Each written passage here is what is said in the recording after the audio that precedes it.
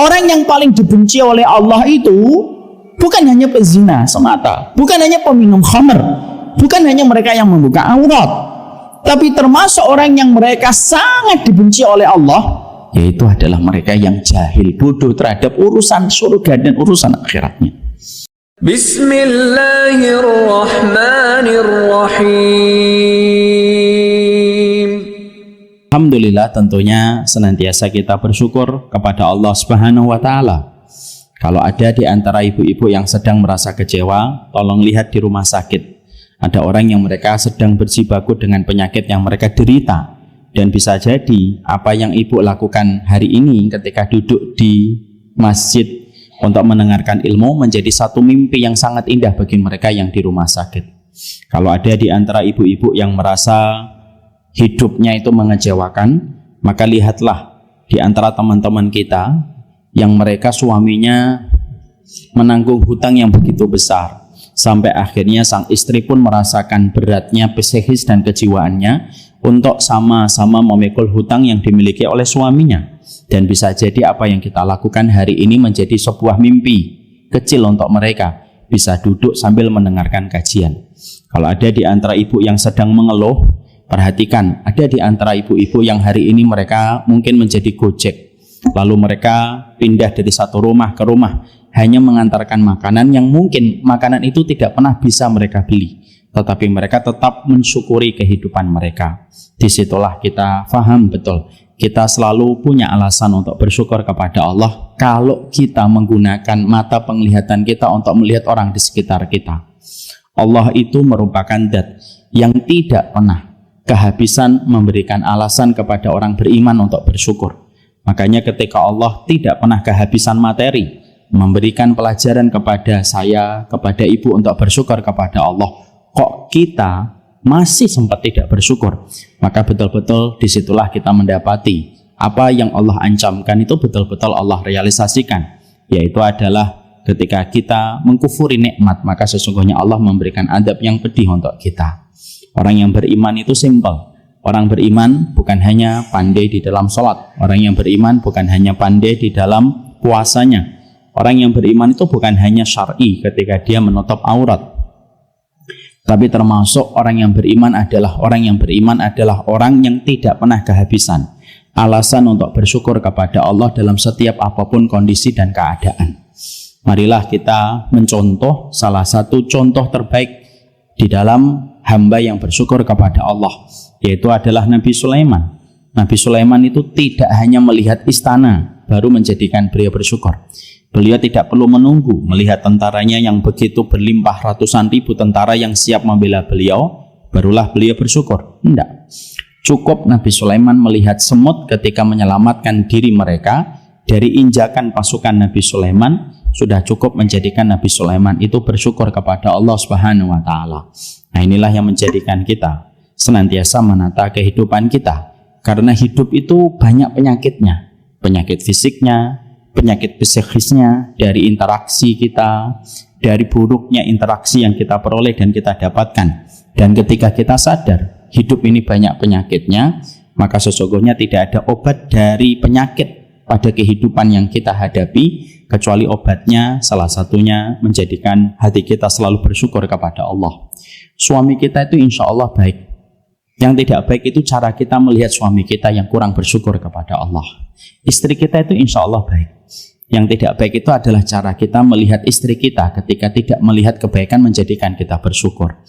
Makanya ada sebuah perenungan bagi saya. Ada sebuah perenungan yang membuat kita selalu bisa bersyukur atas kondisi apapun keluarga yang kita miliki. Kalau sesungguhnya ibu-ibu sedang merasakan berat dengan suaminya, ibu harus ingat, ada perempuan yang jauh lebih mulia daripada ibu, tapi dikirimkan laki-laki yang paling buruk di atas muka bumi ini. Siapa itu? Asia bersama dengan Fir'aun. Kita tahu ya, suami kita mungkin tidak sehebat Rasulullah, suami kita mungkin tidak sesunnah Umar bin Khattab dan Abu Bakar, tapi suami kita juga tidak sejelek Fir'aun, karena sesungguhnya kualitas suami kita hari ini ya lebih baik daripada Fir'aun. Sama pula untuk suami ini kalau merasakan ada sesuatu yang mengesalkan, mengecewakan dari istrinya, dia juga harus berpikir, Sesungguhnya ada laki-laki yang jauh lebih baik daripada kita, seorang suami hari ini, tapi dikirimkan dengan perempuan yang jauh lebih buruk daripada istri kita hari ini, yaitu adalah Nuh dan Lut, yang Allah kirimkan perempuan yang jauh lebih buruk daripada perempuan hari ini ketika mereka berdua kufur kepada Allah. Selalu ada alasan bersyukur kepada Allah. Semoga kita tidak pernah kehabisan alasan untuk bersyukur kepada Allah dalam setiap urusan kehidupan kita. Amin insyaallah. Kita tentunya faham, kita melihat umur yang sudah Allah berikan kepada kita. Saya 79, berarti sudah 44 perjalanan waktu yang saya lalui. Ibu-ibu mungkin ada yang sudah 50, mungkin ada yang sudah 74, ada yang sudah 80 ya. Maka sesungguhnya kita memberikan makna kehidupan itu bukan bagaimana kita menjalani kehidupan lagi, tapi kita memberikan makna pada kehidupan itu adalah bagaimana kita menjalani sisa kehidupan kita.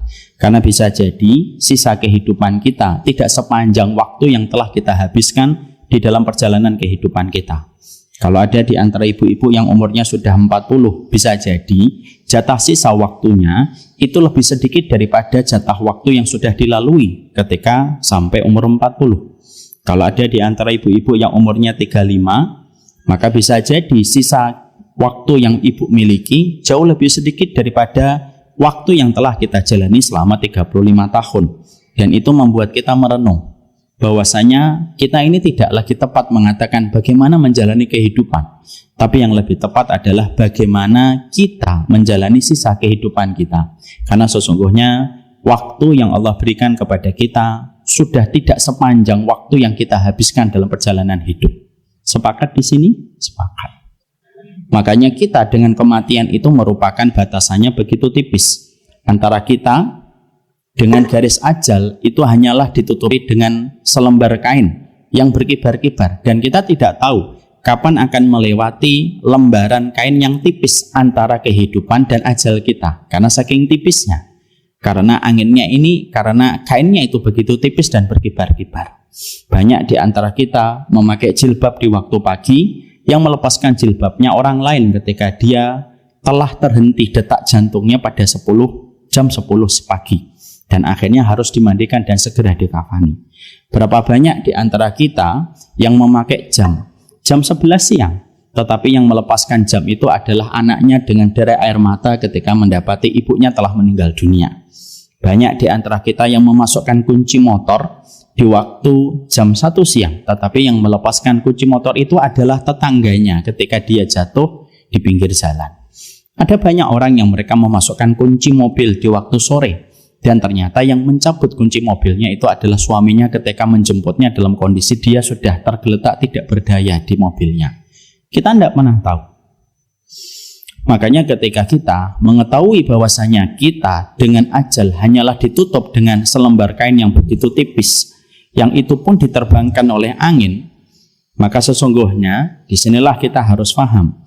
Kita harus hidup bukan hanya di babak pertama, tapi kita harus hidup di babak yang kedua dengan kondisi yang selamat. Inilah nikmatnya ketika kita memiliki konsep keimanan. Konsep keimanan kita yaitu adalah iman kepada hari akhir. Ada kehidupan babak kedua setelah babak pertama ketika kita di dunia. Saya tidak bisa membayangkan orang PKI, komunis, ateis, agnostik ya. Ketika mereka tidak mengimani kehidupan berikutnya, bagaimana beratnya mereka menjalani kehidupan kalau kehidupan mereka itu banyak masalah. Ada orang komunis misalkan, PKI, tidak percaya hari akhir. Lalu kehidupannya dia didolimin orang. Kapan dia akan memberi, kapan dia punya harapan untuk mendapatkan keadilan kalau di dunia itu hanyalah satu-satunya kehidupan. Saya tidak bisa membayangkan orang ateis gitu, ketika mereka tidak percaya hari kehidupan setelah kehidupan di dunia. Kalau mereka mendapatkan sakit, lalu sakit itu menggerogoti diri mereka pada separuh hidup mereka, maka sesungguhnya kita nanti akan melihat mereka. Lah kapan mereka merasakan tersenyum dan bahagia kalau separuh hidupnya digerogoti dengan penyakit? Tapi itulah Islam, iman. Iman itu mendidik kita bahwasanya kita ini kaum yang dimuliakan oleh Allah dengan punya dua babak. Ada babak di dunia, babak pertama, ada babak yang kedua. Apa yang tidak kita dapatkan babak satu, masih ada babak dua. Apa yang tidak kita peroleh pada babak pertama masih ada babak kedua. Apa yang menjadi sebuah kekecewaan kita di babak pertama, ada kegembiraan di babak kedua kalau kita paham ilmunya. Itulah indahnya Islam. Beruntung orang yang telah diberikan kenikmatan anugerah iman dengan benar. Dan celaka serta berantakan mereka yang tidak memiliki anugerah keimanan pada kehidupan mereka. Inilah yang menjadikan kita akhirnya paham. Kita itu senang sekali menjadi hambanya Allah. Karena kita diberikan kesempatan. Di dunia ini gak dapat ada harapan untuk mendapatkan babak yang kedua. Dan babak kedua jauh berbeda dengan babak pertama.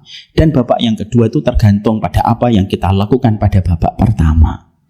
Makanya Ali bin Abi Thalib mengatakan, orang yang mereka menjadi penduduk surga, mereka rela lelah sebentar di babak pertama. Mereka rela untuk letih di babak pertama. Mereka rela untuk ridho terhadap takdir-takdir pahit yang mereka dapatkan dari Allah, supaya mereka layak untuk mendapatkan kenikmatan pada babak kedua yang tidak ada akhirnya. Masya Allah, syukur kita ya Allah telah mendapatkan iman dari orang tua kita. Walaupun kita mendapatkan iman ini dari orang tua kita, tapi inilah warisan paling berharga dari orang tua kita. Semoga kita menjaga betul iman kita hari ini, besok, lusa, dan tidak pernah menukarkan keiman kita sampai kita berjumpa dengan Allah. Bukan hanya kita beriman kepada hari akhir, bukan hanya ketika kita lagi ngaji di Darussalam, tapi ketika nanti masing-masing dari kita harus merasakan sakratul maut, di mana sakratul maut itu merupakan peristiwa yang paling menegangkan dan paling menyakitkan manusia. Dan peristiwa sakratul maut itu akan datang setan untuk menggoda manusia terakhir kalinya supaya manusia itu murtad dari agama Allah. Kita tetap istiqomah di atas iman, karena sesungguhnya iman kepada hari akhir itu menjadi harapan yang begitu indah atas ketidakidealan yang kita jumpai dalam kehidupan. Memang Allah itu menjadikan hidup itu tidak ideal, bukan karena Allah tidak mampu menjadikan kehidupan kita sempurna, Bu. Kecil bagi Allah menjadikan hidup kita sempurna. Kenapa harus ada air kencing? Kenapa harus ada kotoran? Kenapa harus virus? Kenapa ada bakteri? Kenapa ada penyakit? Semuanya itu Allah berikan pada kehidupan di dunia, supaya manusia tidak betah pada hidup di dunia dan bercita-cita pada hidup babak yang kedua. Makanya Rasulullah kan indah betul. Nabi itu kalau melihat sesuatu yang mengagumkan, caranya Nabi untuk menetralisir hatinya supaya tidak tamak sama dunia itu indah. Ibu-ibu tahu gimana caranya Rasulullah kalau Nabi itu melihat sesuatu yang mengagumkan? Nabi ngasih tahu kepada para sahabat, kalau kalian melihat sesuatu yang membuat kalian kagum dalam urusan dunia, lihat caranya Nabi. Katakan kepada apa yang kalian kagumi, innal aisha aishul akhirah. Ayo lafadzkan, innal aisha aishul akhirah.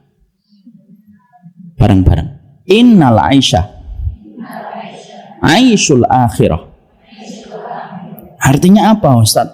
Kehidupan kami itu kehidupan nanti di akhirat. Jadi Nabi itu sampai menjumpai sesuatu yang indah. Kalau beliau melihat istana yang indah, melihat sesuatu yang indah dalam urusan dunia, cara Nabi menetralisir hatinya, beliau kembalikan ucapannya dengan mengingat akhirat yang menjadi babak kedua dalam kehidupan berikutnya. Inilah indah ketika kita memahami. Iman itu indah sekali ketika kita memiliki babak kedua yang menjadi sebuah harapan untuk kita. Kalau ibu sering nangis di rumah atas masalah-masalah yang dijumpai, memang itulah caranya Allah menguji kita, supaya banyak tangisan air mata, supaya kita hanya berharap kepada Allah, dan supaya kita itu terus menanamkan keinginan dan tidak pernah berhenti mimpi kita untuk mendapatkan kehidupan akhirat. Kalau ibu tiba-tiba dihadapkan kepada suami yang tidak sesuai dengan ekspektasi yang ibu bayangkan, dan ibu dulu pikirkan ketika sebelum menikah, membayangkan suaminya kayak pangeran, naik kuda putih, sembari membawa pedang dengan begitu gagah, lalu memberikan kakinya untuk menjadi tumpuan kakian ibu untuk naik kuda, dan ternyata yang datang tidak seindah itu. Memang begitulah cara kerjanya Allah, menguji keimanan kita, supaya kita paham. Dijadikan dunia itu tidak senikmat yang kita bayangkan, supaya kita mampu tidak pernah gagal untuk merasakan nikmatnya kehidupan akhirat yang pasti kita akan datangi. Sebagian orang yang dulu sama kita di sini, hari ini mereka telah menghadapkan, hari ini mereka telah mendapati janji-janjinya Allah. Sebagian orang yang mungkin dulu di samping ibu ngaji di sini, dia telah mendapatkan apa yang disampaikan setiap ustadz ketika dia menuntut ilmu. Dan kita masih diberikan oleh Allah kesempatan waktu untuk kita terus meminta maaf kepada Allah atas keimanan kita yang sempurna, supaya dengan itu kita bisa mendapatkan kebahagiaan dalam urusan akhirat kita. Ingat ya, selalu ada babak yang kedua. Indahnya ketika kita punya iman kepada hari akhir. Ketika kita sudah mengetahui betapa indahnya kehidupan babak yang kedua untuk kita, nah inilah yang menjadikan kita. Kenapa kita harus mempelajari 175 jalan ke surga? Kenapa kitab ini menjadi pembahasan kita? Karena kitab ini menjelaskan tentang rute apa yang harus kita jalani pada kehidupan supaya kita bisa mendapatkan kehidupan dan kebahagiaan pada babak yang kedua. Kitab ini menjelaskan tentang ilmunya, menjelaskan tentang prosedurnya, karena sesungguhnya untuk mendapatkan surga itu harus dengan ilmu dan tidak boleh hanya bermodal semangat. Ya, maka kita harus ingat. Yang harus kita ingat adalah perkataan dari Abdullah bin Mas'ud. Abdullah bin Mas'ud mengatakan kepada kita, Kam min muridil khair la yusibuh. Berapa banyak orang yang menginginkan kebaikan, belum tentu dia mendapatkan kebaikan itu sampai dia tahu bagaimana ilmunya dan bagaimana prosedurnya. Karena untuk mendapatkan surga itu tidak hanya modal dengan kebaikan yang kita lakukan tanpa kita menggali bagaimana ilmunya. Karena ilmu itu menjadi prosedur pertama supaya kita bisa mendapatkan surga. Tidak setiap orang yang melakukan kebaikan berujung kepada surga. Karena Abu Thalib, kita paham, kebaikannya tidak usah dibandingkan dengan kebaikan kita. Tapi kebaikan yang dilakukan oleh Abu Thalib, apakah bermuara pada panen yang manis untuk mendapatkan surga? Tidak. Walaupun Abu Thalib itu baik, melakukan kebaikan, membantu Rasulullah, menjadi tameng hidupnya Rasulullah, tapi ketika beliau mengingkari untuk mengucapkan syahadat yang menjadi satu ilmu dan syarat untuk mendapatkan surga, itu syarat yang paling utama adalah iman dengan mengucapkan kalimat syahadah, lalu beliau tolak, kebaikan yang beliau miliki tidak ada artinya di sisi Allah. Nah, ini menjadikan kita paham, masuk surga itu harus pakai ilmu. Masuk surga itu tidak hanya bisa melihat apa yang viral, apa yang trending, lalu kita contoh, lalu kita beranggapan moga-moga ini jalan saya ke surga. Tidak bisa kita. Tidak ada jalan yang mengarahkan kita ke surga kecuali Nabi sudah mengajarkan. Tidak ada perkara yang bisa menyebabkan kita atau menyebabkan manusia dijebloskan ke dalam neraka kecuali Nabi sudah memberikan kewaspadaan kita untuk meninggalkannya. Kewajiban kita belajar, lalu kita mengamalkan apa yang kita pelajari untuk bisa memudahkan tiket kita mendapatkan ke surga. Kalaulah surganya Allah bisa diraih, didapatkan tanpa ilmu, maka sesungguhnya Allah tidak mewajibkan kita menuntut ilmu. Kalaulah surganya Allah dan rahmatnya Allah itu bisa didapatkan tanpa kita harus berilmu, Allah tidak perlu menurunkan kepada kita Al-Quran. Kalaulah nikmatnya surga dengan berbagai macam kenikmatan surgawi yang tidak terbayangkan oleh mata pikiran kita bisa didapatkan dengan tanpa ilmu, Allah tidak mungkin mengutus kepada kita seorang Nabi Muhammad serta para sahabat yang mereka belajar langsung kepada Rasulullah dan mengajarkan agama itu kepada kita sampai hari ini.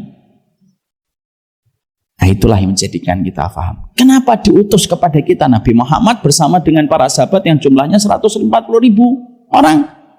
Kenapa Allah turunkan kepada kita Al-Quran? Kenapa Allah suruh kita wajib bagi kita untuk menuntut ilmu? Dan Allah memberikan sebuah dosa besar. Dosa besar itu bukan hanya kepada mereka yang berzina. Dosa besar itu bukan hanya kepada mereka yang melakukan minum khamr. Tapi dosa besar itu juga diperlakukan oleh Allah, dikenakan oleh Allah kepada mereka yang tidak menuntut ilmu. Karena dosa besar itu dikatakan oleh Allah, abghadur rijal indallah alimun bidunya jahilun anil akhirah. Orang yang paling dibenci oleh Allah itu bukan hanya pezina semata, bukan hanya peminum khamr, bukan hanya mereka yang membuka aurat, tapi termasuk orang yang mereka sangat dibenci oleh Allah, yaitu adalah mereka yang jahil, bodoh terhadap urusan surga dan urusan akhiratnya. Di situ kita paham, bermodal semangat tidak cukup. Bermodal, yang penting saya baik, tidak cukup. Harus dengan ilmu. Ilmunya bagaimana? Dipelajari, dibedah satu persatu, sampai akhirnya kita tahu, oh ini jalan ke surga, ini bukan jalan ke surga. Ini Allah ridhoi, ini tidak Allah ridhoi. Dan itulah yang bisa menjadikan kita nanti mendapatkan sebuah tiket menuju kepada rahmatnya Allah. Semoga yang berkumpul di sini diampuni dosa-dosanya oleh Allah. Semoga yang berkumpul di sini dimudahkan untuk meraih rahmatnya Allah. Sekarang mari kita buka bukunya.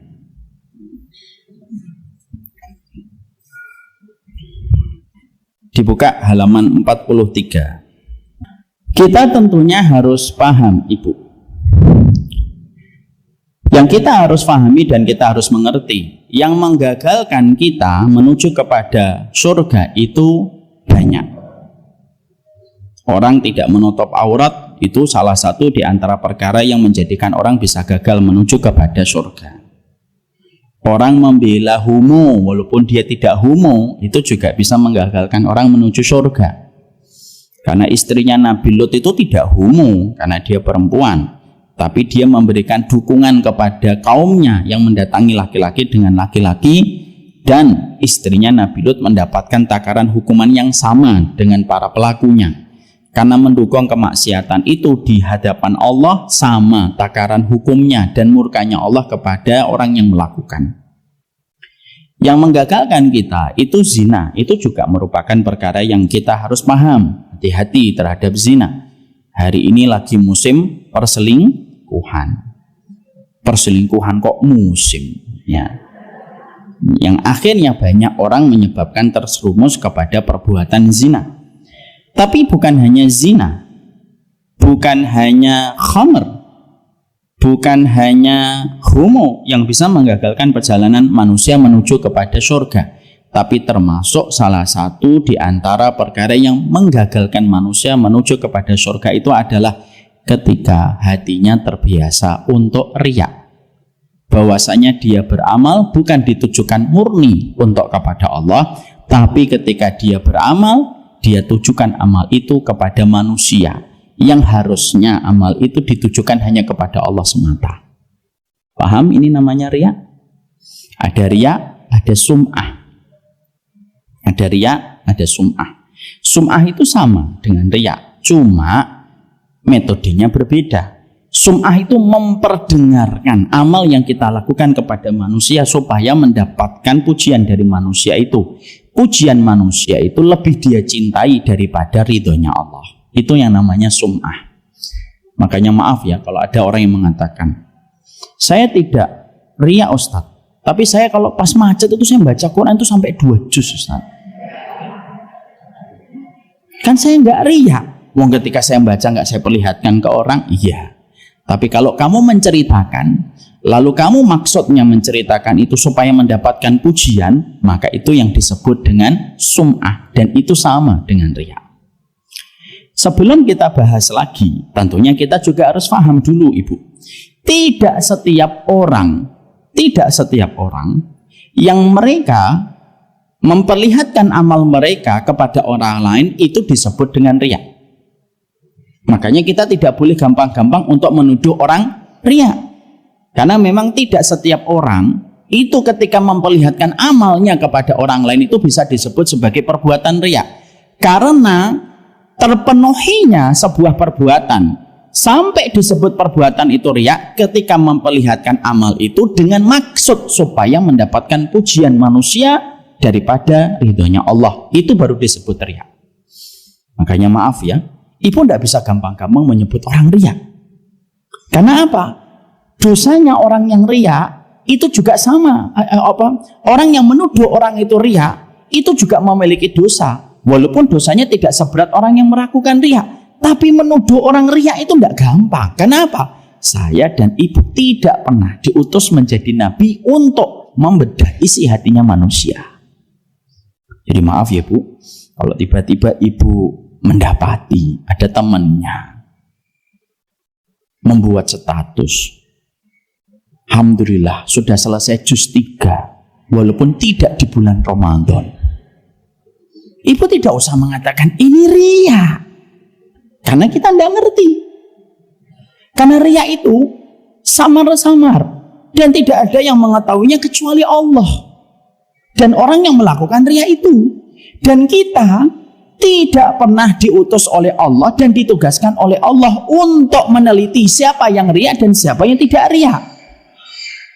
Walaupun kita sebagai seorang penuntut ilmu ketika kita sudah ngaji, kalau kita melakukan amal yang paling baik dan yang paling mulia itu menyembunyikan amal kita, itu yang paling baik. Tapi kalau ada saudara kita ingin memperlihatkan amalnya, tapi bukan maksud untuk mendapatkan pujian, tapi mungkin dia punya maksud untuk memberikan hidayah kepada keluarganya dengan cara dia memperlihatkan amalnya, kita tidak bisa mengatakan itu riya. Karena apa Ibu? Hati-hati kalau sudah nuduh orang riya. Kenapa? Kalau tuduhan itu salah, tuduhan itu akan berbalik kepada kita. Salah memaklumi itu lebih baik daripada salah memvonis. Padahal maaf ya, banyak ibu-ibu, insya Allah nggak di sini lah. Banyak ibu-ibu itu kalau mereka sudah ketemu lalu membicarakan teman-teman ngajinya yang lain. Dia itu kalau ngaji riak banget Mbak. Betul, saya juga ngerasain kayak gitu. Ternyata kita sama gitu. Ini saya nggak bermaksud ngomongin dia ya. Nah itu nyari pembenaran. Padahal itu juga nggak pembenaran. Mosok dia ngaji, setiap ustadznya nanya dia paling pertama kali jawab. Riya kayak gitu, kayak saya gitu, enggak pernah jawab. Emang bisa Mbak? Enggak bisa juga. Maka sesungguhnya pembicaraan kita tentang ibadah orang lain itu enggak boleh. Ini bukan hanya ditujukan kepada umum, tapi ini juga ditujukan kepada para ustadz. Maaf ya, banyak di antara kita tanpa kita sadari sering sekali kita menuduh orang itu tidak ikhlas dengan begitu gampang. Lalu dengan begitu mudah mengatakan ustadz ini tidak ikhlas, pengurus ini tidak ikhlas, pengurus ini riya, pengurus ini tidak ikhlas. Tidak bisa kita mengatakan itu. Karena sekalinya kita berani mengatakan yang semacam itu, kalau ternyata tidak benar, Allah akan menjaga hak orang yang kita jatuhkan dengan penilaian yang salah, dan Allah akan meminta kepada kita kompensasi atas apa yang kita tuduhkan dari saudara kita. Itu yang kita harus paham. Makanya apa? Sudah kalau kita ngeliat ada postingan ibadah seseorang lagi itikaf @masjid Darussalam, jam 1 malam, menikmati syahdunya menjemput Lailatul Qadar. Udah doain aja, amin, selesai, tutup statusnya. Saya nggak bisa Ustaz, nggak usah ngeliat status. Saya nggak bisa juga, nggak usah punya WhatsApp. Kalau sudah download WhatsApp, download Instagram, itu bukan hanya masalah kuota. Tapi kalau kita sudah install, siapkan perangkat hatinya. Kenapa? Kalau kamu sudah siap berselancar dengan bertemu orang banyak, maka perangkat hatimu tuh harus lebih besar dari jumlah orang yang kamu baca dan kamu perhatikan apa yang mereka kerjakan. Kita tidak bisa memaksa orang sembunyikan amal. Karena memang ada orang yang mereka ketika beramal ada yang mereka perlihatkan bukan musuh teriak. Bisa jadi mereka perlihatkan itu supaya menjadi hidayah bagi keluarganya. Karena bisa jadi keluarganya memang belum mendapatkan hidayah. Dan kita tidak bisa memaksa itu. Makanya Rasulullah SAW itu pernah ketika Usamah bin Zaid beliau bertempur, musuhnya jatuh. Lalu Usamah bin Zaid itu sudah membawa pedang, musuhnya sudah di bawah, tinggal menunggu tebasan pedang, namanya perang. Ketika akan ditebas dengan pedangnya, orang itu berkata, asyhadu an la ilaha illallah wa asyhadu anna Muhammadar Rasulullah. Apa yang dilakukan oleh Usamah bin Zaid? Beliau tetap ditebas orang itu.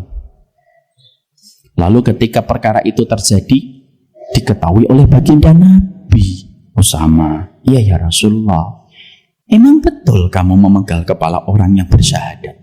Ya Rasulullah, begini ceritanya. Dia tuh tempur sama saya, jatuh, sudah nggak punya daya apa-apa, pedangnya sudah terlempar, dan dia tinggal menunggu kematian. Ketika aku akan mengayunkan pedang, baru dia mengucapkan syahadat.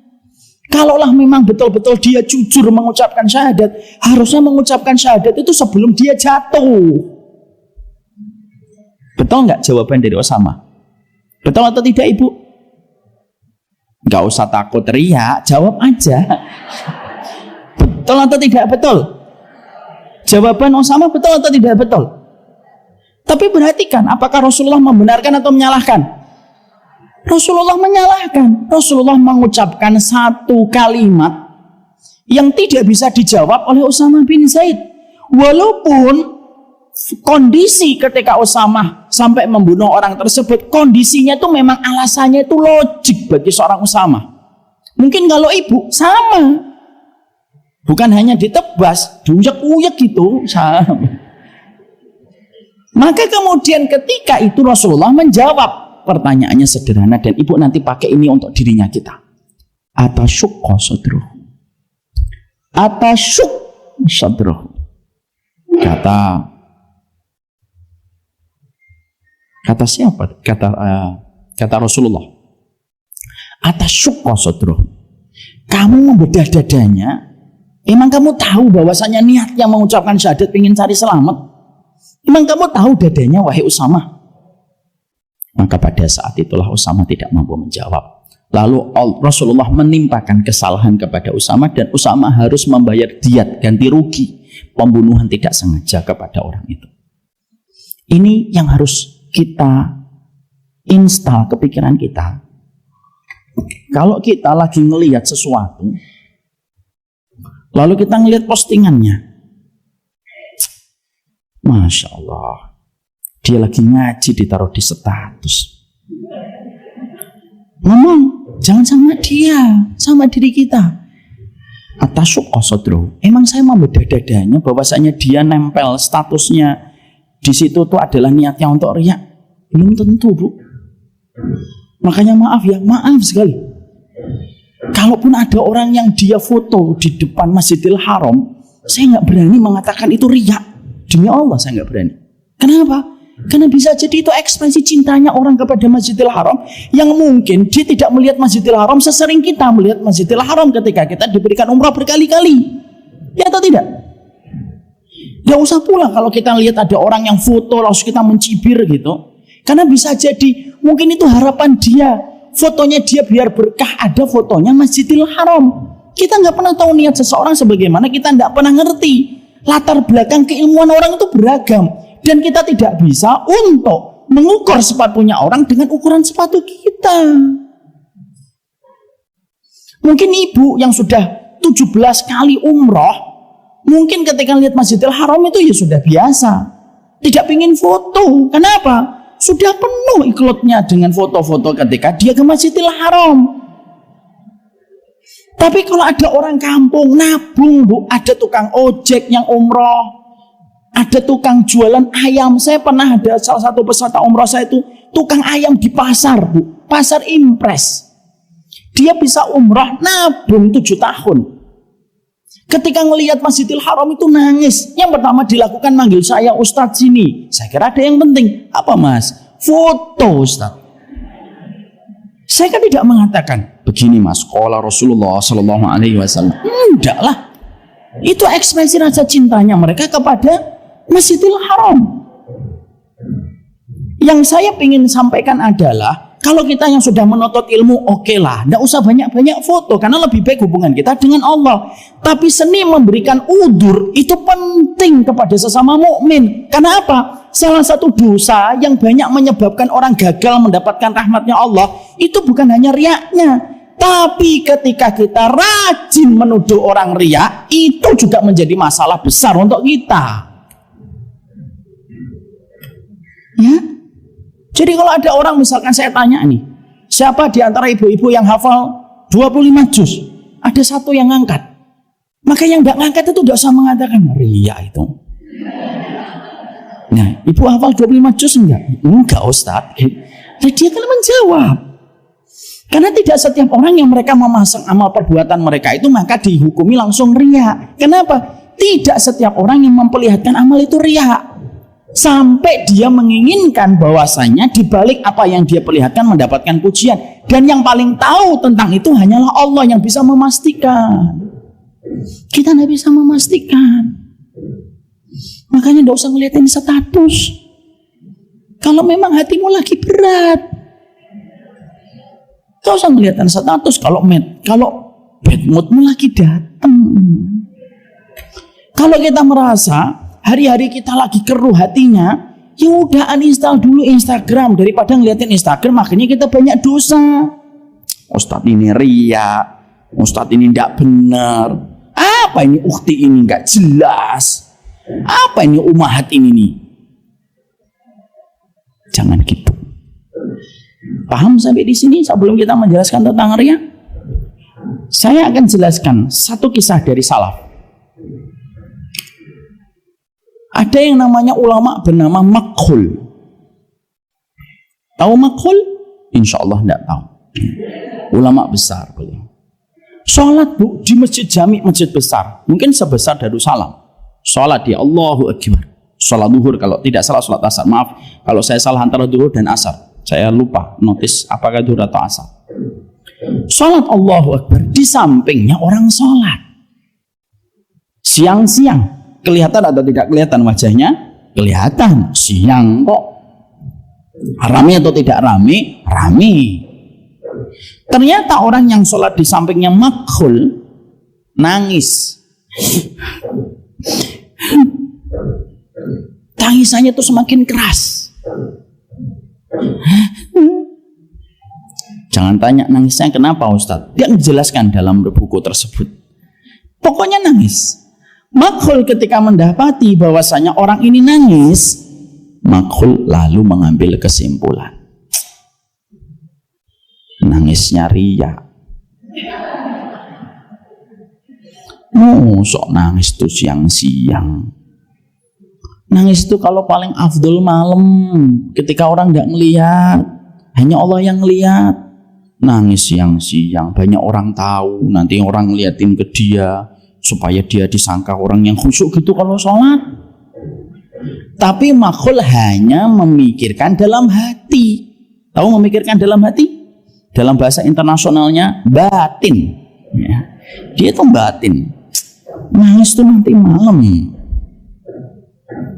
Udah, salaman dilihatin orang itu dengan pandangan riak banget ya Allah.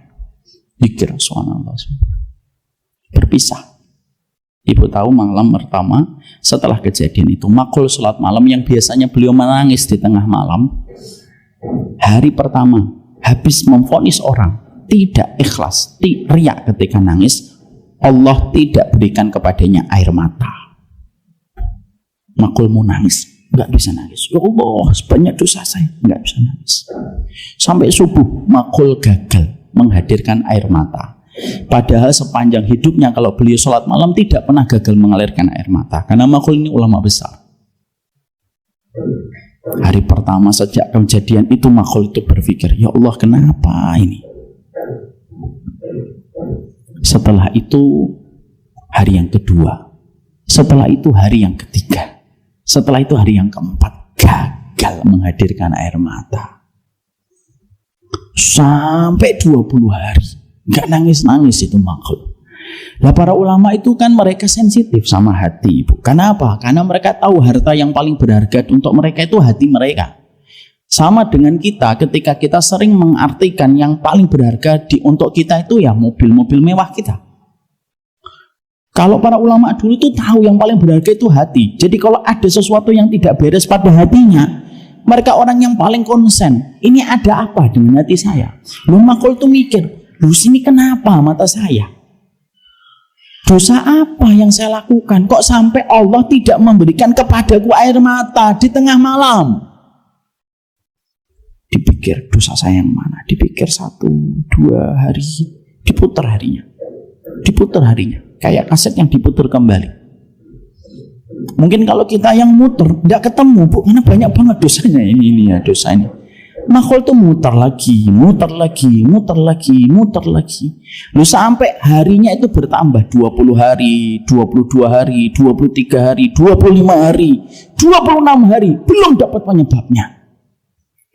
Pas hari yang ke-30, sebulan, tepat ketika dia habis memvonis orang, memvonis orang riak ketika nangis, hari yang ke-30 baru Allah kirimkan jawaban. Kenapa Makul ditahan air matanya oleh Allah?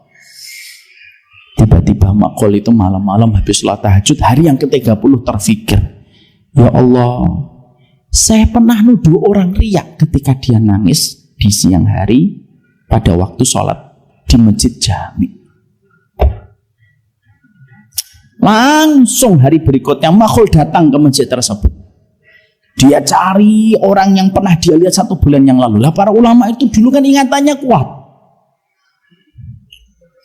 Lalu dia ingat terus, mana itu orang yang nangis itu. Ketemu, Bu.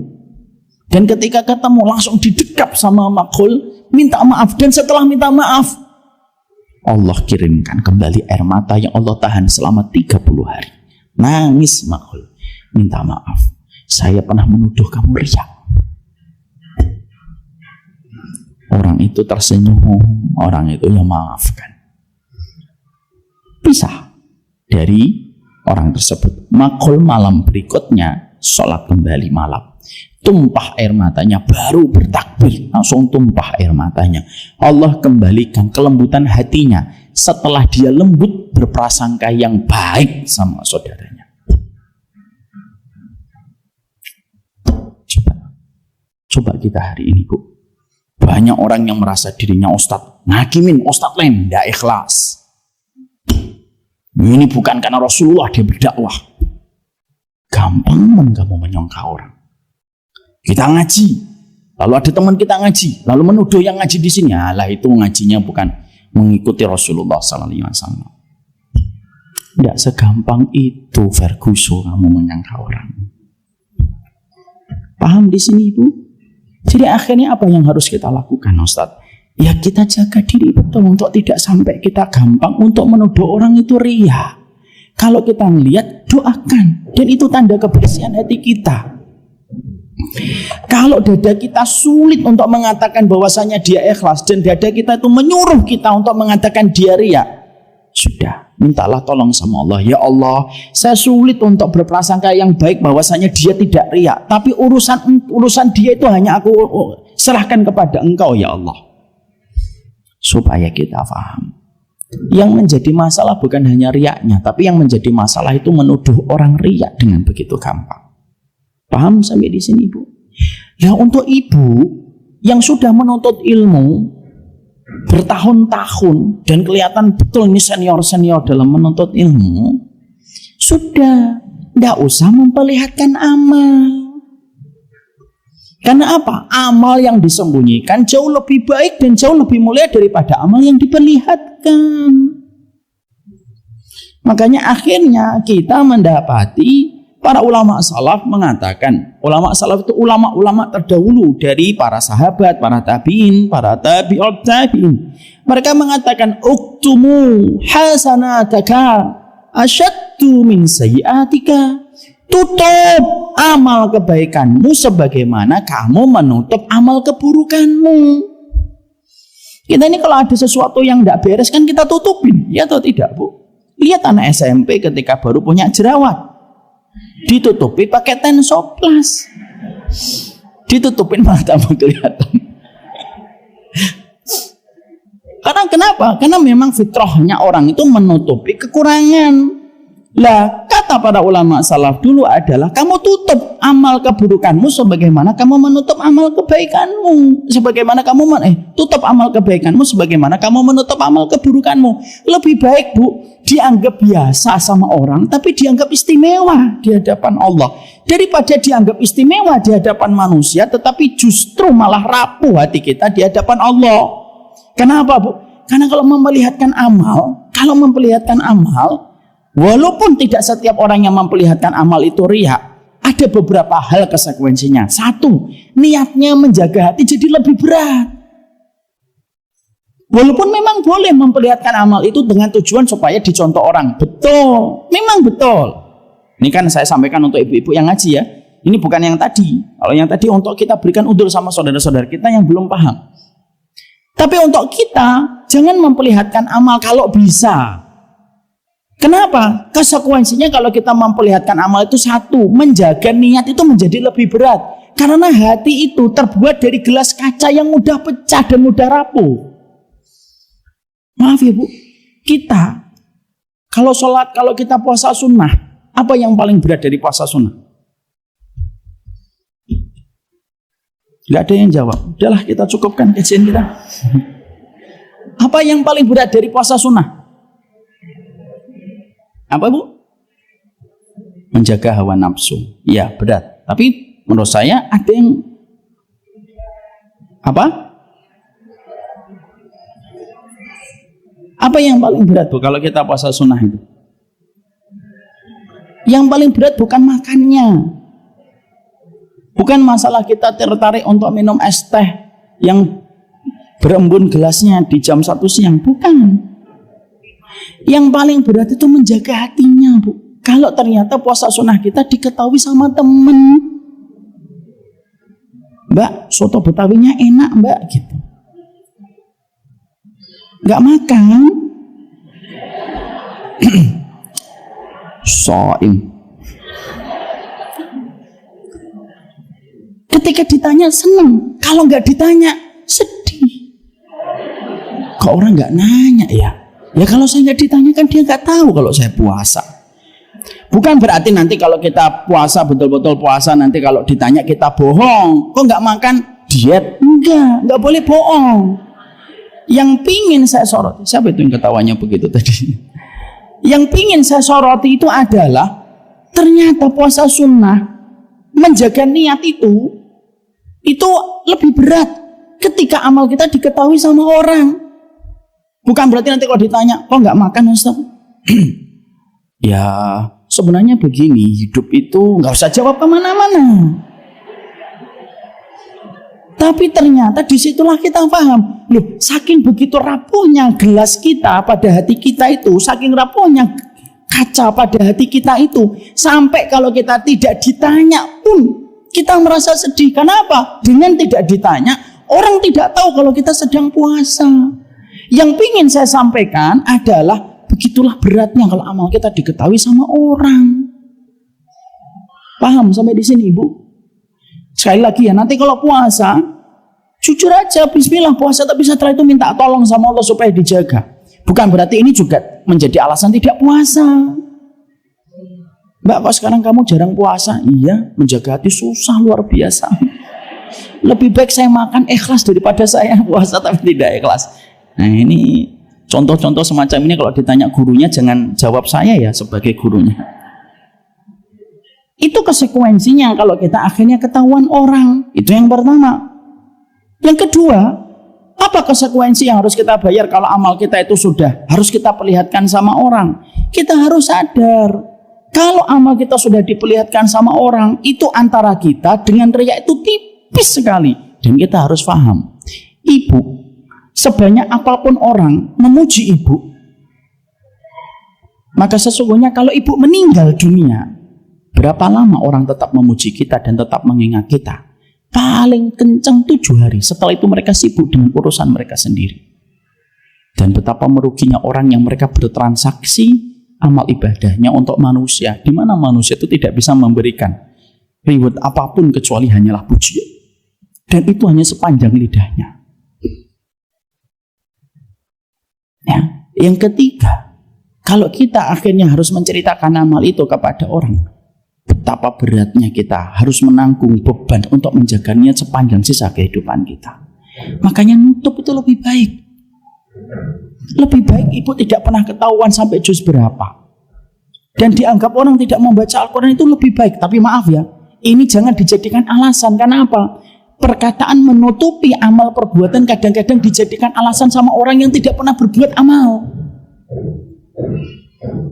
Ya, dia nggak pernah amal, tapi setelah itu mengatakan ya tidak, setiap amal itu harusnya disembunyikan. Padahal itu alasan dia supaya tidak beramal. Itu juga tidak boleh. Tapi disitulah kita akhirnya tutup amal perbuatan kita. Makanya ibu paham, ada perkataan dari Syekh Ali Adnan Torsah. Syekh Adnan Torsah itu menjelaskan tentang satu riwayat dari Ibnu Abbas radhiyallahu anhu. Ibnu Abbas itu pernah sholat malam bersama dengan Rasulullah Shallallahu Alaihi Wasallam. Jadi Rasulullah pernah sholat malam di rumah istrinya Maimunah. Keponakan Maimunah itu namanya Ibnu Abbas radhiyallahu anhu. Keponakan dari Maimunah. Lalu beliau bermalam di rumahnya Maimunah, sholat malam bersama dengan Rasulullah Shallallahu Alaihi Wasallam. Malamnya beliau melihat apa yang dilakukan Nabi. Nabi itu melakukan dan menghabiskan malamnya dengan aktivitas semacam ini. Satu, pulang dari Masjid Nabawi, beliau langsung pulang ngobrol dengan istrinya sebelum tidur. Jadi Nabi membangun komunikasi sebelum beliau tidur. Beliau mendengarkan apa yang diceritakan oleh Maimunah dari hari yang beliau lalui hari itu. Makanya Rasulullah itu orang yang paling paham tentang istri, dan Rasulullah orang yang paling paham tentang manusia. Karena Rasulullah itu dibimbing langsung oleh Sang Maha Ilmu, yaitu adalah Allah. Nabi ngobrol dengan Maimunah. Makanya maaf ya, makanya kalau habis Isya pulang, langsung pulang itu lebih baik. Makanya maaf, jangan minta jadwal sama Ustadz habis Isya kajian. Kasihan istrinya, akhirnya dia tidak punya waktu ngobrol dengan suaminya. Rasulullah ngobrol, setelah itu Rasulullah tidur. Awal malam, Rasulullah tidak pernah begadang. Rasulullah tidak menyukai pembicaraan habis Isya. Kana Nabi yakrahul haditsa ba'dal Isya. Nabi itu tidak suka ngobrol habis Isya. Ya, maka beliau setelah ngobrol dengan Maimunah, Ibunda Maimunah menceritakan semua kejadian yang beliau lihat pada hari itu kepada Rasulullah. Rasulullah mendengarkan. Makanya bapak-bapak kalau habis Isya Pak, pulang segera dengarkan istrinya, apapun yang diceritakan, penting atau tidak penting, dengarkan saja. Insya Allah kita selamat ya. Dan kondisinya akan damai. Maka setelah itu Rasulullah tidur awal malam. Rasulullah bangun tengah malam, lalu sholat malam. Ibnu Abbas melakukan persis sebagaimana yang dilakukan oleh Rasulullah Shallallahu Alaihi Wasallam. Setelah itu Rasulullah tidak langsung dzikir, duduk setelah sholat malam selesai, sholat qiyamul lail tahajudnya selesai, maka Rasulullah tidak duduk menunggu subuh, tapi Rasulullah tidur kembali sebentar, sekitar 40 sampai 50 menit menunggu adzan subuh sebelum akhirnya beliau pergi ke Masjid Nabawi untuk melaksanakan sholat. Syekh Adnan Torsah di dalam kitab Mada Yuhibbullah wa Rasuluhu, Syekh Adnan Torsah berkata, kenapa Rasulullah membagi malamnya menjadi 3? Tidur, sholat, tidur lagi. Salah satunya adalah ada 2 alasan. Pertama, karena Nabi mengikuti gaya kehidupan malamnya Nabi Dawud. Nabi Dawud itu kalau membagi malam kayak 3 tadi itu. Yang kedua, kenapa Rasulullah itu tidur kembali dan tidak pernah menunggu waktu subuh, tapi tidur kembali sejenak untuk sembari rebahan menunggu subuh? Kata Syekh Adnan Torsah, karena Nabi mengajarkan kepada umatnya supaya kita pandai menyembunyikan sholat tahajud kita, supaya orang ketika melihat kita ketika sholat subuh seakan-akan kita baru bangun dari tidur, dan seakan-akan kita tidak ketahuan bahwasanya kita tadi malam sudah sholat tahajud kepada Rabbnya kita. Masya Allah ya. Lalu sampai Nabi mengatur strategi malamnya pun supaya menghindari orang dan menjaga orang supaya mereka itu amalnya tersembunyi kepada Allah. Allah itu ibu, kalau ibu melakukan satu amal kok ibu sembunyikan, itu lebih dicintai oleh Allah daripada ibu melakukan amal dilihat orang lain walaupun niatnya untuk menjadi sebuah teladan. Karena apa? Menutupi amal itu lebih disenangi oleh Allah. Orang yang memperlihatkan amalnya di hadapan orang banyak, maka sesungguhnya amalnya itu menjadi lebih murah karena disaksikan orang banyak.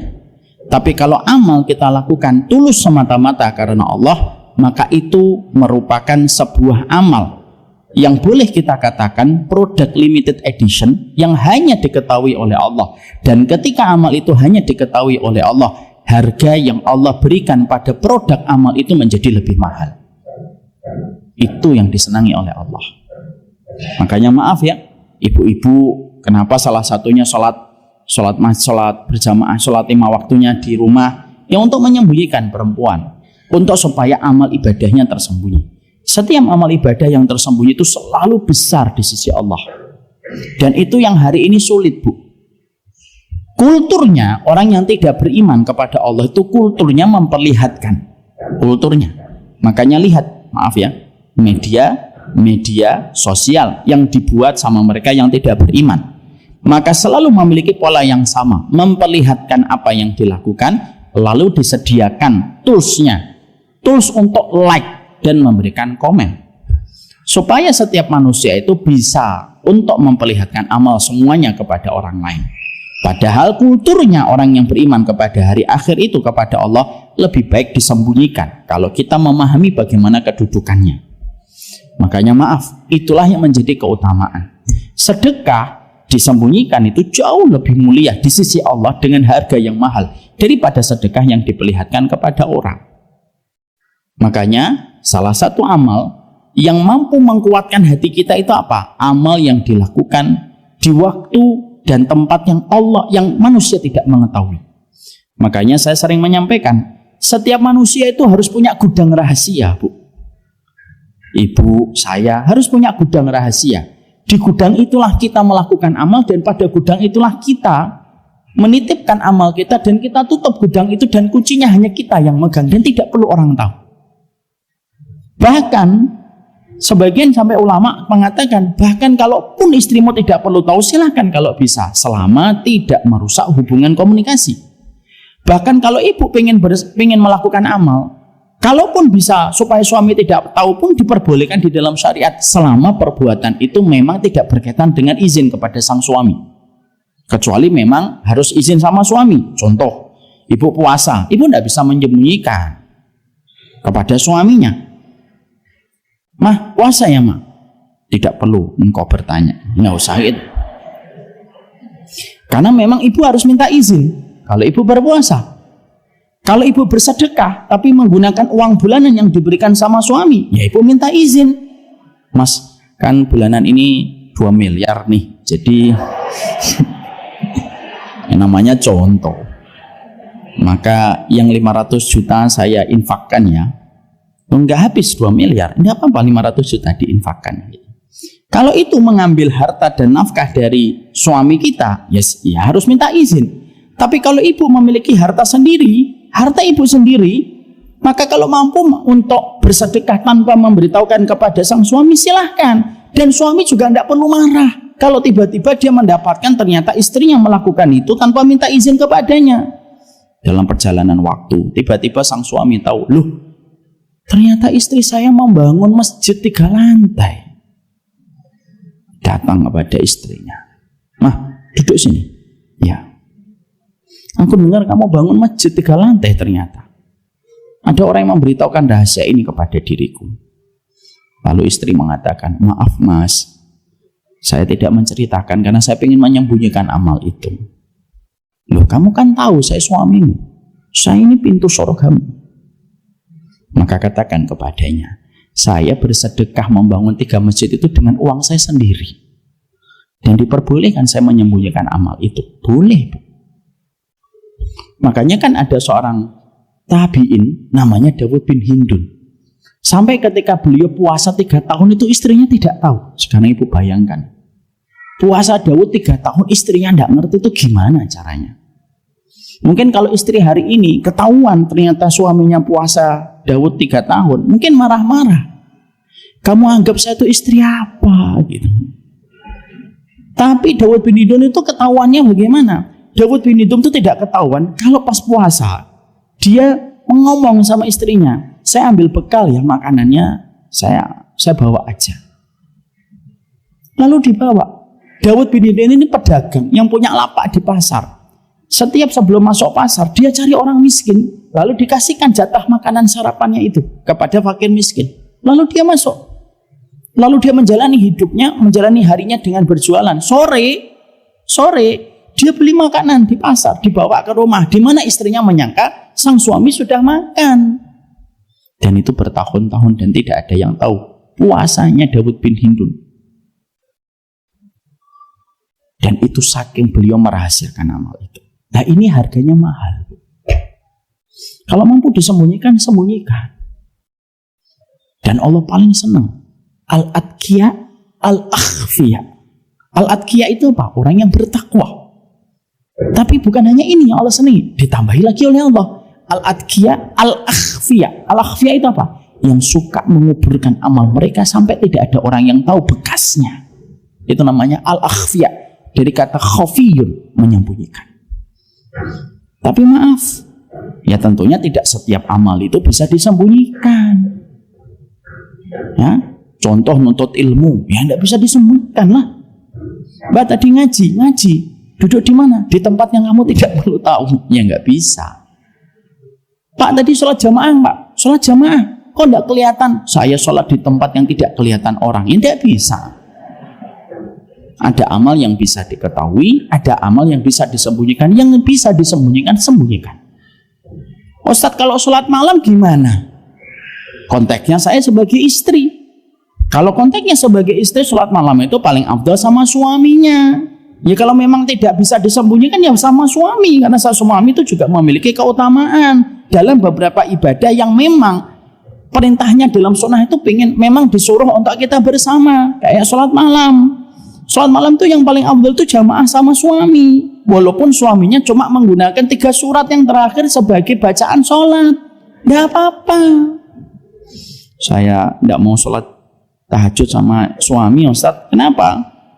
Ya kalau nggak Al-Ikhlas, Al-Falaq, An-Nas. Kan ibu juga paling-paling Al-Hab sama An-Nasr kan, tambah dikit. Artinya hargailah sang suami. Karena memang berjamaah sholat tahajud itu apa? Membangun rahmat dan bisa menjadikan kalian itu bersahabat dengan sang suami, Bu. Mendapatkan suami itu beruntung karena ada penjaga kita dari neraka. Tapi mendapatkan suami cita rasa sahabat itu anugerah.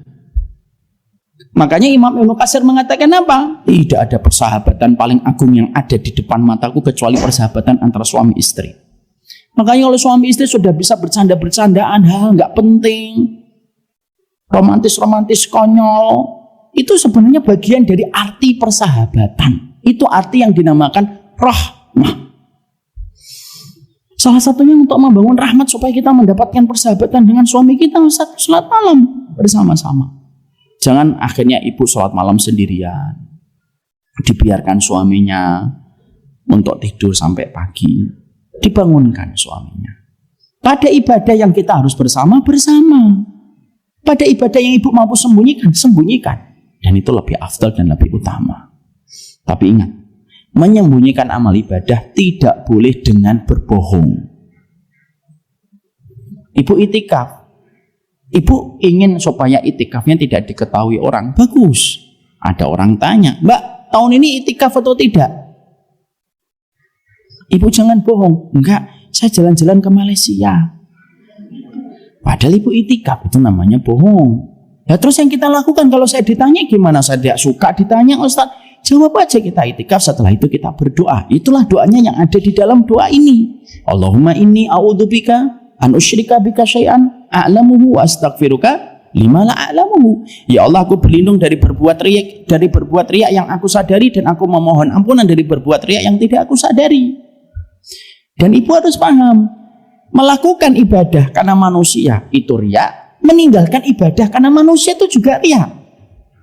Contoh, ibu pingin sholat, ibu pingin itikaf, ya, masjid Darussalam gede, ibu memilih tempat insya Allah yang di pojok sana sepi dari orang. Saya memilih di sana aja itikafnya, toh diperbolehkan oleh panitia. jalan pelan-pelan, tengah malam.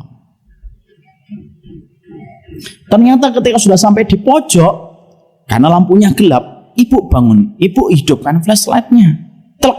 Ternyata sudah berjejer orang itikaf. Lebih dulu daripada ibu. Ibu tidak boleh mengatakan, ya sudahlah, nggak jadilah saya itikaf. Ternyata banyak orang yang tahu meninggalkan ibadah karena manusia itu juga riya, melakukan ibadah karena manusia itu juga riya. Maka yang kita lakukan, teruskan ibadahnya, tapi berdoalah kepada Allah diberikan keikhlasan. Allahumma inni a'udzubika an usyrika bika syai'an a'lamuhu wa astaghfiruka lima la a'lamuhu. Mari kita lafadzkan bareng-bareng. Allahumma, bareng-bareng. Allahumma inni a'udzubika an usyrika bika syai'an a'lamuhu wa astaghfiruka lima la a'lamuhu. Kapan kita mengucapkan doa ini? Ketika ibu merasa ada niatan dan muatan riya, ucapkan doa ini. Makanya maaf ibu, kita ini tidak usah sering-sering nanya ibadah orang. Kenapa? Kasihan orang yang ditanya. Habis gajian, Ustadz tahajud nggak kalau malam? Gak usah tanya lah. Kita tanya sama teman kita, rajin tilawah nggak kalau tiap malam? Gak usah tanya. Kenapa? Menjaga saudara kita. Maaf ya bu, itulah yang menjadi salah satu alasan kami secara sederhana. Saya itu kalau dikasih hadiah sama jamaah, dikasih merchandise sama penuntut ilmu gitu, saya nggak pernah posting di IG. Bukan saya tidak menyampaikan terima kasih, enggak. Karena saya tahu bahwasanya hati manusia itu rapuh. Yang khawatir ketika pemberiannya terlihat sama orang, itu malah bisa menjadikan niatnya untuk memberi mendapatkan pahala, akhirnya gagal. Karena bisa jadi ada muatan riyanya ketika diketahui banyak orang. Makanya disinilah kita juga belajar, sesama kita tuh tidak usah nanya ibadah. Ibadah harianmu apa mbak? Kamu rajin dzikir pagi enggak? Tanya itu yang lumrah-lumrah aja, yang wajar-wajar, yang tidak ada sangkut pautnya dengan riya. Mbak, kalau masak nasi goreng teri itu gimana ya? Ya pakai teri lah. Itu hal yang lumrah. Kok jilbabnya bagus, belinya di mana? Nah itu enggak apa-apa kalau pertanyaan duniawi. Jangan ngomong, maaf saya nggak mampu menjelaskan. Jilbab saya beli di mana? Saya takut teriak. Nggak ada riya, urusan dunia. Oh, mobilnya enak, mobil dulu belinya di mana? Ini kan second ya second. Tapi kok masih bagus, belinya mobil di mana? Biarlah saya yang tahu aja. Nggak usah gitu. Kalau urusan dunia ceritakanlah kepada orang. Maka disitulah kita akhirnya paham. Yang menyebabkan manusia gagal untuk menuju surga itu riya. Tapi yang juga banyak terjebak dan terperosok kepada dosa itu adalah orang yang gampang menuduh riya. Riya itu ada dua prosedurnya. Dikatakan satu ibadah itu dikatakan riya. Dia memperlihatkan ibadah itu. Yang kedua, niatannya untuk mendapatkan pujian. Kalau ada orang yang memperlihatkan amal ibadah bukan untuk mendapatkan pujian tapi ingin menjadi contoh, maka dia tidak bisa disebut riya dan dia tetap mendapatkan pahala atas orang yang mencontohnya. Makanya itulah yang menjadikan kita tidak boleh gampang untuk mengatakan riya. Yang ketiga, kesimpulan kajian kita hari ini, sembunyikanlah amal. Karena Allah paling senang ketika amal itu tersembunyi. Amal itu menjadi amalan yang mahal. Amalan itu akhirnya berstatus limited edition. Tidak menjadi amalan pasaran, tidak menjadi amalan yang begitu gampang diumbar dan diketahui banyak orang. Dan itulah sejatinya kita menyembunyikan amal kita. Ada amal yang bisa kita sembunyikan, rahasiakan. Dan pastikan kita bisa memiliki gudang untuk menyimpan amal-amal tersembunyi yang kita bisa sembunyikan.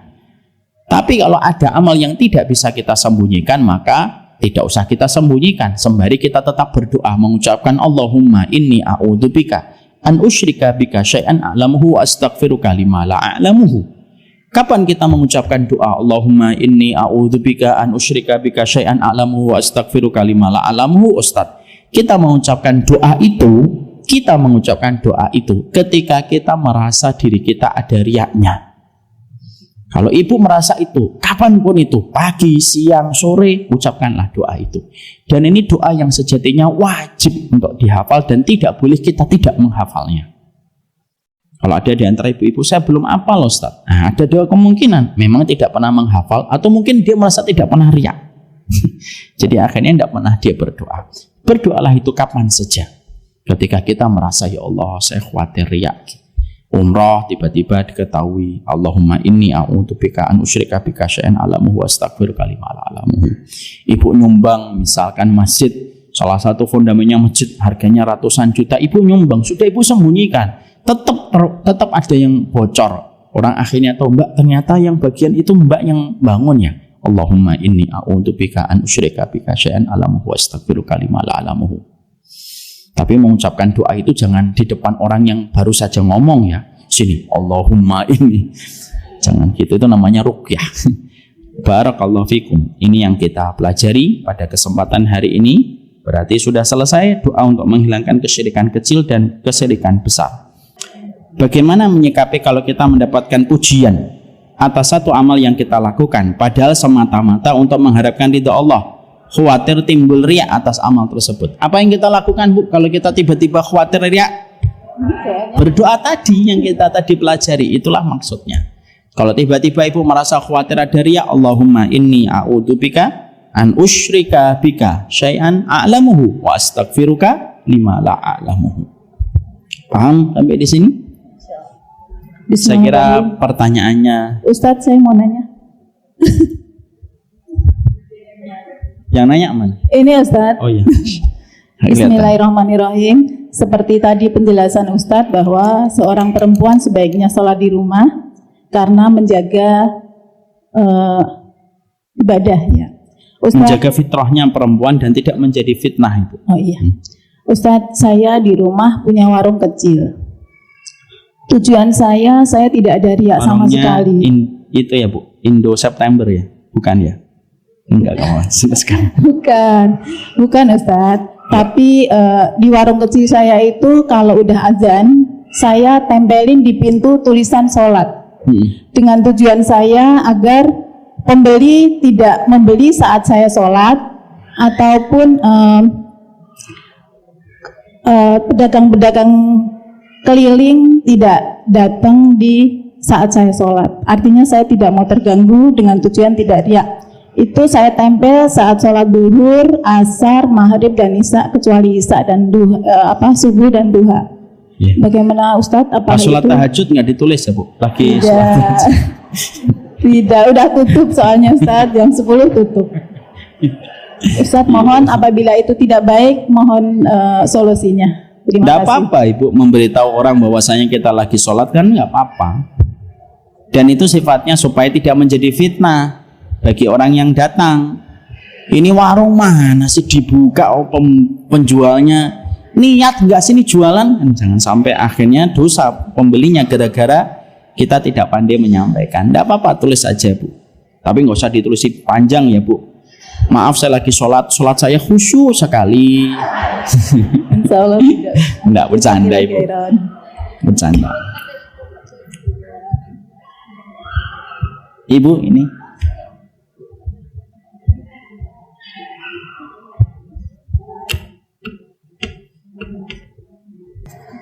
Pak Ustadz, amalan apa yang harus kita lakukan agar terhindar dari guna-guna ilmu sihir orang lain? Selain berdoa pada Allah, baca Al-Quran dan berzikir kepada Allah Subhanahu wa Ta'ala. Ibu pernah melihat satu konten di YouTube tentang penyihir Rusia? Ada salah satu penyihir Rusia namanya Zana Kushner, kalau tidak salah ya. Zana Kushner ini salah satu penyihir di Rusia, cukup terkenal, viral dia. Dia pernah mengungkapkan satu fakta di acara podcast yang diselenggarakan bersamanya. Dia berkata, apa pengalaman Anda selama ini menjadi penyihir? Saya ini sudah menyihir banyak orang. Orang kaya, orang miskin, pejabat, rakyat jelata, pegawai, semuanya pernah saya sihir.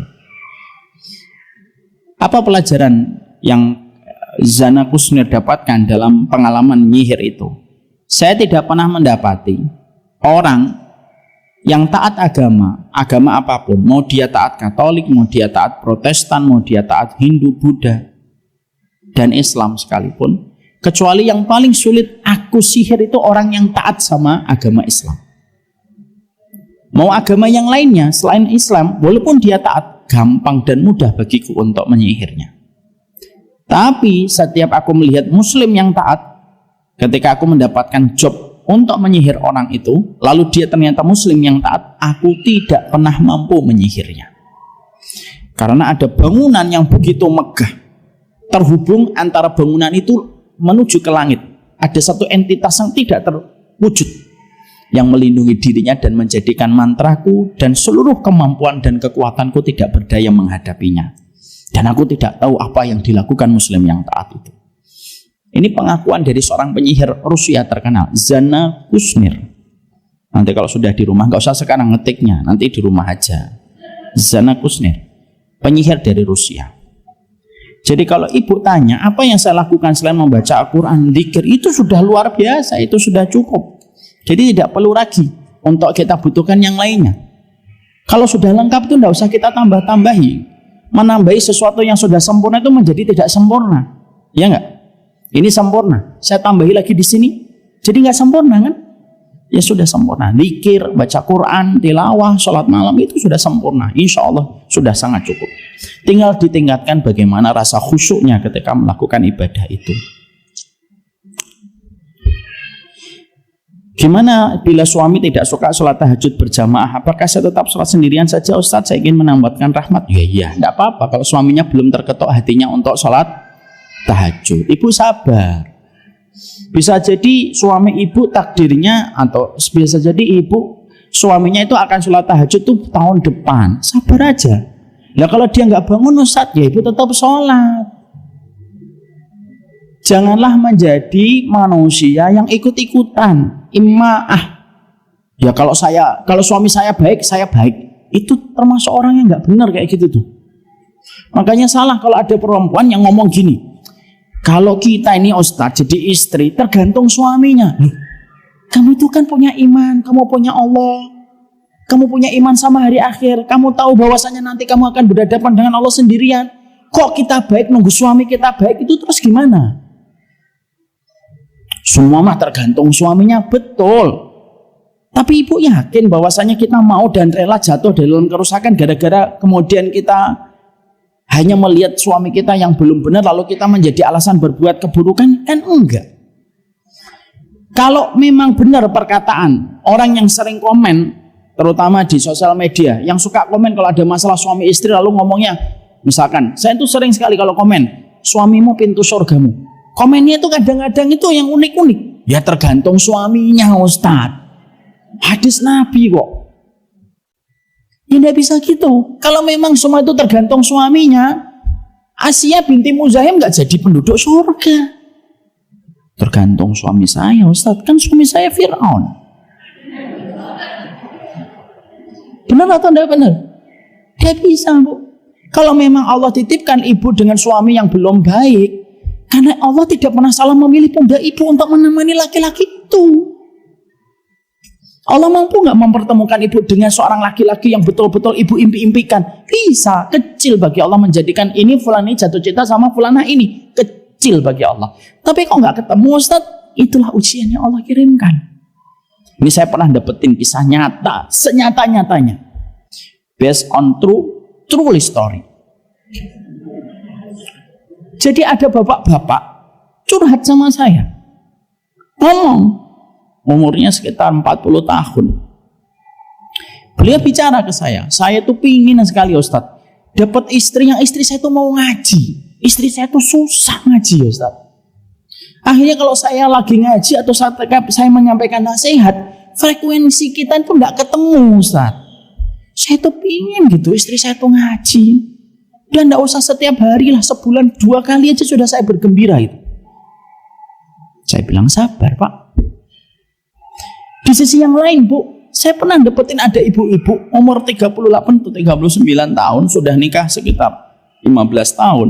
Itu ngomong, gimana ya Ustadz doanya untuk berdoa supaya saya mendapatkan suami yang solih? Saya tanya, Kriteria kesolehan yang Ibu inginkan dari suami apa? Setidaknya suami saya ngajak saya ngaji, Ustaz. Saya tuh pingin gitu kalau Sabtu Ahad ngaji, itu suami saya ikut dampingin saya ngaji. Coba Bu.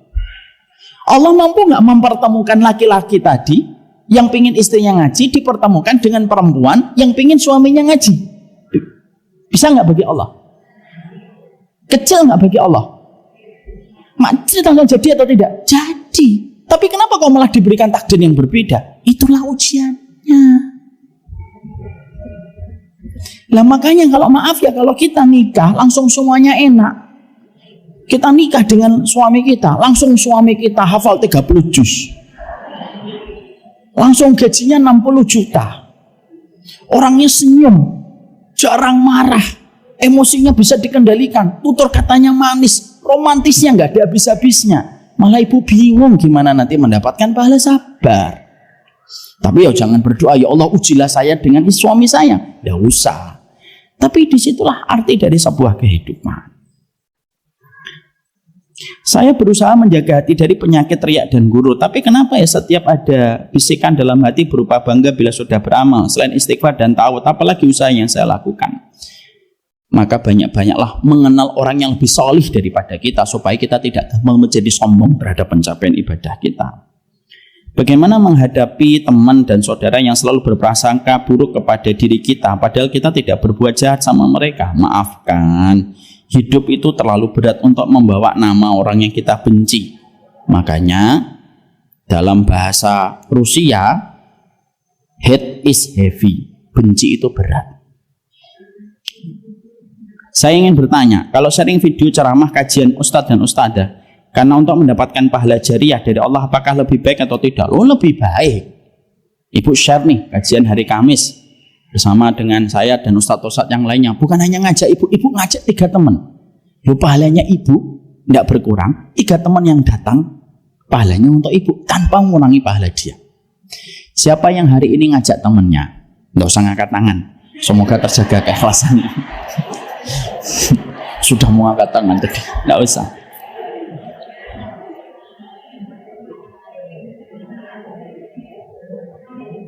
Ustadz ingin bertanya, kan tadi ibadah ada yang disembunyikan, ada tidak. Kalau misalkan di pondok itu kan biasanya ada mutabaah harian seperti sholat tahajud. Bagaimana tolak ukurnya? Selama kita mampu menjaga hati kita, niatnya ikhlas karena Allah, tidak ada masalah. Dan mutabaah itu tidak apa-apa. Rasulullah saja kan tanya kepada sahabat pagi-pagi, siapa di antara kalian yang sudah bersedekah? Abu Bakar jawab, saya ya Rasulullah. Siapa di antara kalian yang sudah menjenguk orang sakit? Abu Bakar menjawab, saya ya Rasulullah. Siapa di antara kalian yang sudah mendatangi orang meninggal dunia? Abu Bakar jawab lagi, saya ya Rasulullah. Sampai Umar berkata, saya tidak bisa lagi nyusul amalannya Abu Bakar. Ada ustadz yang ngomong begini di sosial medianya, tidak sunnah orang nanya bagaimana tahajudnya orang lain. Benar. Kita harus paham dulu, kita bedah dulu. Menanyakan ibadah orang lain itu memang harus dihindari. Tapi mengatakan bahwasanya bertanya ibadah orang lain itu tidak sunnah, itu juga salah. Karena Nabi dalam hadis yang sahih itu ngomong, siapa di antara kalian yang pagi ini sudah sedekah? Yang jawab Abu Bakar. Jangan gampang-gampang lah mengatakan tidak sunnah sama perkara. Kaji dulu, pelajari dulu, supaya kita tidak gampang untuk menyesatkan orang. Seorang istri yang tidak mau memberikan nafkah batin kepada suaminya sejak hamil 1 bulan hingga anaknya lahir usia 6 bulan. Dosakah suami menggugat istrinya jika istri tidak memberi nafkah batin? Seorang istri tidak mau memberikan nafkah batin kepada, dan dosakah istri? Dosa atau tidak, Bu? Dosa lah. Hajat batin itu termasuk hajat yang besar bagi seorang laki-laki. Jangan ngomong dasar laki-laki. Gak bisa, Bu. Walaysa dzakaru kal unsa. Laki-laki dan perempuan itu memang berbeda. Makanya maaf ya, kalau seorang laki-laki sudah mencampuri istrinya dan sudah tersalurkan hajatnya kepada istrinya, maaf ya, 1000 pesona perempuan di depan rumah itu tidak akan pernah ada yang menggoda dia. Kalau memang Pelampiasan dari syahwat yang Allah titipkan kepada dirinya itu sudah disalurkan di tempat yang tepat. Makanya selama suami itu masih memiliki hajat batin kepada istrinya, itu merupakan tanda rahmat. Karena maaf ya, a'udzubillahi min dzalik, nasallallahu alaihi wasallam, semoga Allah hindarkan kita dan suami kita dari hal semacam ini. Karena sesungguhnya banyak suami yang sudah tidak lagi punya hajat batin sama istrinya. Dan itu dikhawatirkan karena berbagai macam maksiat yang dikerjakan. Jadi kalau ada seorang istri tidak mau memenuhi kebutuhan batin suaminya, itu dosa besar, Bu. Dilaknat oleh para malaikat. Lah masalahnya ada apa? Coba digali. Suaminya juga tidak langsung hanya menunggu dan memvonis. Mungkin ada banyak hal yang tidak terpenuhi. Bahasanya, love language-nya itu mungkin tidak terpenuhi. Tangki kasih sayang itu harus kita perhatikan. Kalau bahasanya kita itu love language-nya itu apa? Banyak suami itu tidak ngerti love language itu. Akhirnya apa? Pokoknya dia butuh, dia datang. Kalau tidak butuh, dia tidak perhatikan. Itu kan kesalahan sang suami sebenarnya. Walaupun itu pun tidak boleh menjadi alasan istri menolak sang suami. Ketidaksempurnaan suami kita bukan akhirnya menolaknya dengan cara dosa yang lebih besar. Banyak perempuan kalau ada satu masalah dengan istrinya, dengan suaminya, mereka menolak satu perbuatan yang salah tapi dengan dosa yang lebih besar. Itu juga salah, Bu. Dan ibu tidak pantas apabila ibu menjatuhkan kepada kerusakan hanya gara-gara ada yang kurang sempurna dari suami kita. Kenapa? Ibu lebih berharga daripada itu. Sampaikan aja, ini alasannya apa? Mas, kamu itu orangnya gak pernah perhatian sama love language saya. Dan setiap diri kita itu beda-beda, Bu. Jujur ya, saya sama istri itu punya love language. Saya itu orangnya full service. Gak full banget.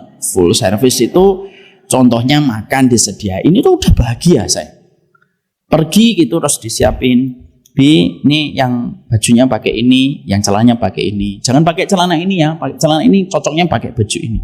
Itu sudah cukup bagi saya, senangnya luar biasa. Itu love language saya. Full service. Kalau bahasa love language-nya istri saya, enggak, personal touch. Do you know personal touch? Kalau istri saya itu hug, dipeluk, diajak jalan, diajak makan berdua, itu sudah senang. Makanya saya itu selalu memperhatikan, maaf saya tidak bermaksud apa-apa ya, ini hanya sharing aja. Semoga Allah jaga hati saya dan jaga keluarga saya. Makanya saya itu selalu menyempatkan 5 hari sekali, 6 hari sekali itu punya quality time sama istri saya. Ayo Bu, kita pergi sebentar. Anak-anak di rumah titip sebentar sama bibi. Pergi Bu, cuma sejam 2 jam naik Vespa, muter-muter gitu. Naik motor gitu. Makan kentang gitu. Makan bubur kacang hijau. Benar Bu, nggak harus mahal. Lihat rezekinya aja. Ya kalau ibu lihat saya lagi di warkop, ya rezekinya lagi ya segitu. Kadang makan mie enggak, karena istri saya tuh suka warkop, itu dia suka. Kadang makan steak, tidak lama-lama, 2 jam aja paling lama. Itu sudah love language itu terpenuhi. Pulang-pulang itu kita seger. Makanya kadang-kadang saya bercanda sebelum membuka pagar rumah. Yuk, sebelum kita buka pagar rumah, tarik nafas. Mari kita siapkan hati saya. Mari kita persiapkan hati kita, mempersiapkan hari yang membagongkan ini. Kita mau 7 anak kita. Lah kadang-kadang maaf suaminya belum ngerti, Bu. Bukan suaminya juga nggak mau, ibu jangan seudon dulu. Istri saya, suami saya itu dingin, Ustaz. Ya mungkin maaf, kultur keluarganya memang jarang ngobrol. Mungkin beda dengan kultur keluarga ibu yang semuanya diomongin. Ya, kita kan kulturnya beda-beda, jujur atau tidak jujur. Maaf juga, bisa jadi suami kita, maaf sekali, bisa jadi pernah menjadi korban luka pengasuhan. Dia pernah kecewa dengan bapaknya, ketika bapaknya mungkin selingkuh, ketahuan sama dirinya. Ya kita kan nggak tahu, Bu. Kalau kita hanya menuntut, lalu kita tidak memberikan kepadanya sebuah udzur, ya susah, Bu. Mungkin love language-nya belum tahu. Mas, saya itu paling seneng Kalau disentuh, tangan disentuh, dipeluk, kalau lagi sesak dadanya itu dipeluk. Ngomonglah, suami kita kan bukan dukun, Bu. Kamu harus tahu apa yang saya mau. Lu saya tuh nggak dukun. Makanya maaf ya kalau saya lagi lihat istri saya lagi bad mood, saya tuh ngomong, maaf ya saya ini nggak dukun, saya tuh nggak ngerti salah saya yang mana. Lah padahal banyak istri yang kadang-kadang ketika ingin menyampaikan sesuatu nggak menyampaikan, Bu. Lebih rela untuk melakukan banyak hal di rumah. Tiba-tiba suara piring agak keras dikit. Yang akhirnya terkadang sang suami itu kan nggak ngerti salahnya apa ya gitu. Nah itulah seninya kita di dalam kita itu berumah tangga. Makanya ada sebuah kata-kata bagus. Kunci bertahan di dalam rumah tangga itu 50%-nya yaitu adalah kesamaan. 50%-nya lagi itu apa sisanya? Ketahanan kita untuk memberikan udzur terbaik kepada pasangan kita. Nah, love language-nya apa? Mungkin ibu tadi yang tanya, mungkin love language-nya itu belum diketahui sama suaminya. Sampaikan aja, Bu. Mas, Bu diajari saya itu makan berdua. Saya ternyata kena baby blues. Akhirnya saya itu ya penat gitu. Orang kalau terkena baby blues kan kita nggak pernah tahu, Bu. Sekarang itu penyakit itu tidak selalu penyakit fisik, penyakit psikis, hutang pengasuhan, inner child yang tidak selesai, masalah dia dengan ini itu kan banyak yang kita harus betul-betul memahaminya. Makanya maaf ya, memahami tentang suami dan istri itu perjuangan sepanjang sisa kehidupan kita. Saya menyampaikan ini teguran untuk saya. Karena fungsinya ilmu itu meluruskan yang bengkok, membesarkan yang kecil, mengkuatkan yang rapuh. Itu fungsinya ilmu. Tapi kalau ibu akhirnya dengan alasan saya tidak mau dideketin sama suami saya, tapi ibu tidak menjelaskan penyebabnya, kasihan, Bu. Saya khawatir suaminya bisa berzina. Setidaknya zina dengan tangannya. Dan itu termasuk salah satu hal yang kita harus hindari. Makanya akhirnya apa? Seni hal semacam ini harus difahami. Love language itu Masya Allah ya. Makanya pernah nggak saya sampaikan kisahnya Rasulullah. Rasulullah itu ibu. Rasulullah itu dalam satu riwayat Muslim, itu pernah beliau itu diundang sama tetangganya orang Persia. Orang Persia ini pintar masak. Masakannya enak banget. Diundanglah Rasulullah. Nabi jawab, undangan ini untuk siapa? Untuk engkau ya Rasulullah. Untuk Aisyah? Enggak ya Rasulullah, hanya untuk engkau aja. Ya sudah, kalau gitu saya nggak bisa datang. Orang Persia belum tahu kenapa. Beberapa waktu kemudian ngundang lagi sama Rasulullah. Dia ngomong, ya Rasulullah datang. Saya masak masakan Persia enak, nggak ada yang bisa masak Persia di sini kecuali saya ya Rasulullah. Nabi nanya lagi, untuk siapa? Untuk engkau ya Rasulullah. Untuk Aisyah, ya atau tidak? Enggak ya Rasulullah, hanya untuk engkau aja. Maaf saya nggak bisa datang. Orang Persianya boleh sadar, wah ini gara-gara saya ngundang Nabi nggak sama istrinya. Yang ketiga dia ngundang lagi, ya Rasulullah, iya. Datang dong ke rumah, saya masak masakan Persia enak. Untuk engkau ya Rasulullah. Nabi jawab, untuk Aisyah juga enggak? Untuk Aisyah juga ya Rasulullah. Kalau begitu saya datang. Apa yang diajarkan Nabi, Bu? Nabi mengajarkan yang pertama, Nabi paham love language-nya Ibunda Aisyah. Penat di dalam rumah itu kadang-kadang harus mendapatkan tempat keluar sebentar yang syar'i yang diperbolehkan. Yang kedua yang diajarkan Nabi Muhammad itu apa? Nabi mengajarkan kepada kita, makan itu penting, tapi makan sama siapa itu lebih penting. Masyaallah ala nabiyina Muhammad walhamdulillahirabbil alamin subhanakallahumma wa bihamdika asyhadu an la ilaha illa anta astaghfiruka